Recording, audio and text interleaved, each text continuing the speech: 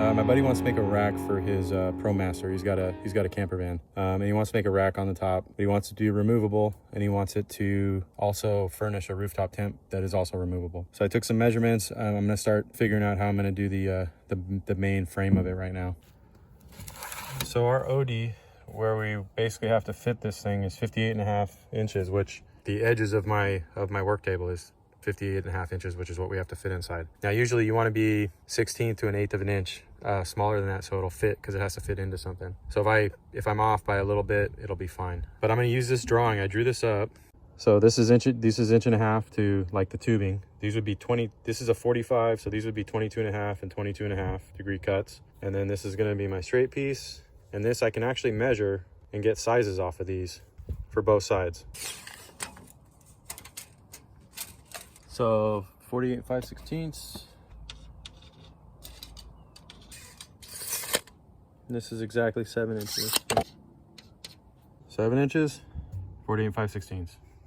Whenever I have to do anything with complex bends, or like in this case, we're gonna cut and weld them, I always draw it out. Try to draw it out on the floor, or a flat surface, because you know, you never want to start cutting and figuring out that way, because it's just a lot more time. You can always draw it out first, and I'll give you a good heads up on how everything's going to work out. So now I know basically for this rack, I can cut 4 7-inch pieces and 2 48 5/16 pieces, put 22.5 degrees on them, and I'll have the front and the back of the rack. And then the side parts we're gonna have to figure out. All right, so the overall rack has to be 118 inches. So these are just under 120. Because we're gonna do that 45, that's where this drawing helps too, right? So the whole rack has to be 118 inches overall, front to back. Now, because I drew this up, we can subtract this length times 2 from the 118 inches, and that's 5 inches. So you take the 118 inches and then you subtract 5 inches twice, you got 108 inches. So those are going to be the length of your side rail. So you're going to have basically the whole cut list for the outside frame of this: 4 pieces at 7 inches with a 22.5 degree miter cut, 2 pieces at 48 5/16 with a 22.5 degree miter cut, and then 2 pieces at 108 inches with a 22.5 degree miter. Now, because I have this, I can also figure out what my braces have to be also. Braces are gonna go, basically, because it's round, you're gonna wanna go from about 1/3 to the inside of this tube to this side, 1/3. So we're gonna measure a line that's 1/3 of this and 1/3 of this, and then we're gonna measure in between that a length for our cross members, and we're gonna cope those. That's why you're going 1/3 in. Now this tubing is 1.5 inches, so you divide that by 3, you get 1/2 inch. And so we're gonna make a line 1/2 inch in, 1 inch here, 1/2 inch here. We're gonna measure in between that line, and that's gonna give you your sizes for your cross members. So you're gonna cut them long, and then you're gonna cope them after that, and that's gonna give you enough overlap so the cope looks real nice and sits into it. To 56.5 inches.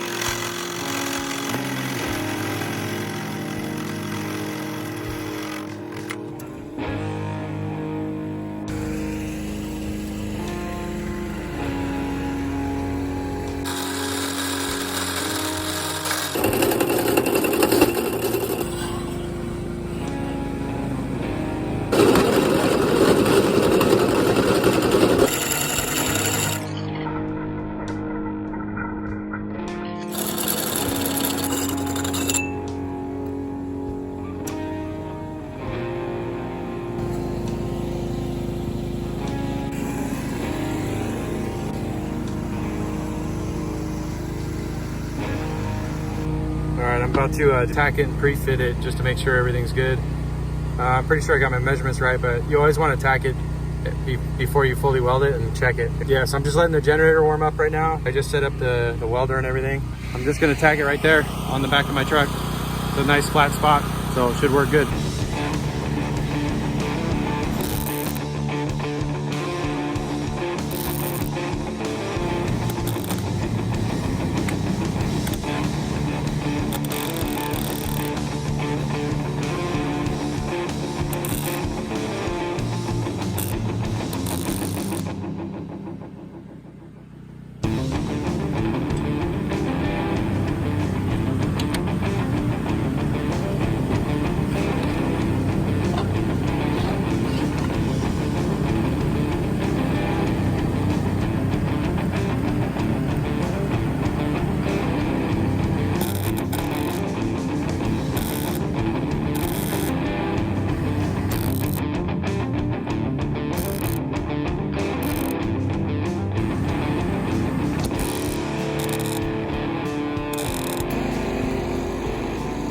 So it's hard to see, but I drew a rectangle on the floor with chalk, squared it all up so that I can use that as my template. This is the flattest spot I got, which is just this concrete out here. So I'm gonna lay it down, get it all squared up, and then tack it all together.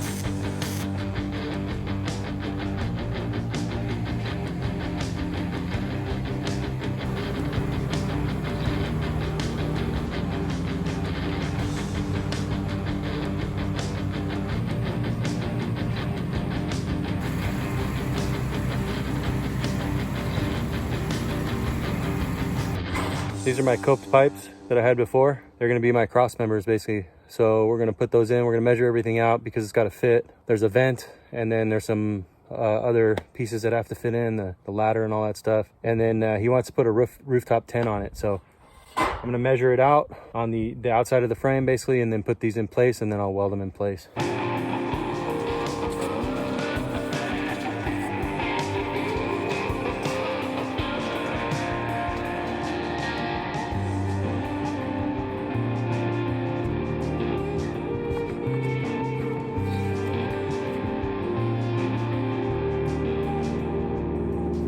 These are invaluable tools also. These are just magnet squares. You can buy these at Harbor Freight for a couple dollars a piece, and they will help you immensely if you weld. They will help you a lot. All right, I gotta do some math, so put on my glasses, you know, bring the IQ up a little bit.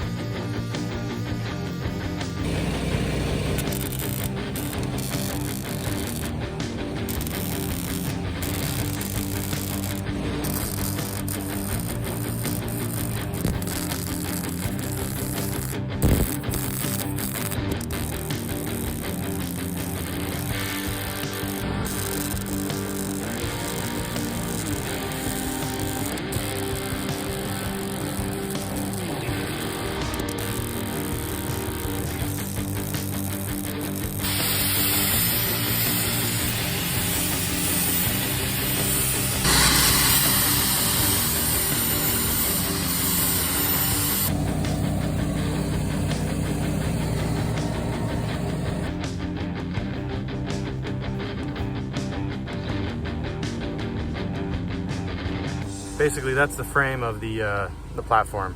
I still have to do the ladder, and there's a couple of things. He wants to be able to put a removable rooftop tent on top of the platform. So I have to make some uprights and then removable crossbars. I got to weld the uprights in and then make some removable crossbars. So we're gonna have to figure out how to do that. But as of right now, the perimeter and all the cross members are in there. We've got to, I still have to get some more material for some vertical cross members. I mean horizontal cross members, and then we have to lay basically some expanded metal on top of it so that he has a platform to walk on. And then basically there's going to be some uprights on the outside that he has a rooftop tent that's going to sit on there sometimes when he takes his son camping with him. So there's still a little bit more work to be done, but we got a lot of it done today. Came out good, looks nice. That's a little trailer that I'm gonna be working on pretty soon. Make a little camping trailer out of it. Should be a cool project. Now, in this video, you saw me kind of like spot welding a lot, and that's because some of the gaps I had were a little large, and this is only 16 gauge material. So basically, what I was doing is I'm spotting because I don't want to burn through the material. And you'll see here. I'll show you real quick. So this was an area where I had a really large gap right here. So that's where I was spot welding, just so it doesn't burn through. But and then I rounded these off with a grinder just to make it look nice on the outside. This is all going to be covered with expanded metal on top. You know, right here I was spotting. You can see the little dimples because that's where I was spot welding, just because it was kind of thin. Right here also, you can see that that's all spot welds because I didn't want to burn through because the gap was like 3/16. So that little Esab welder, man, I can't say enough about it. It's a multi-process welder, and yeah. So Shepherd's Fleet Service, man, you were asking about it. That little welder, when I bought it, was only $1,700, and that was after tax. It's gone up, but it's probably one of the best welders I've ever worked with. It's an inverter welder. It'll do stick, it'll do TIG, and it'll do MIG. And I've ran it on all of them. It comes with its own little stick. I've never actually used this one, but it comes with its own little stick attachment. It comes with a TIG torch, and it comes with a MIG gun. And man, that thing kicks ass, dude. I've taught my nephews how to weld on it, and just about everyone that welds on it praises the little thing. I've welded on a lot of different machines. Multi-process Lincolns are really good. I've welded on some really good Miller machines. This little Esab kicks ass, dude. Probably weighs 30 pounds. It's a little suitcase welder. You can carry this thing up a flight of stairs. It'll basically work off a 15 amp to 20 amp 120 volt switch too. It's just a really good welder. I can't say enough about it.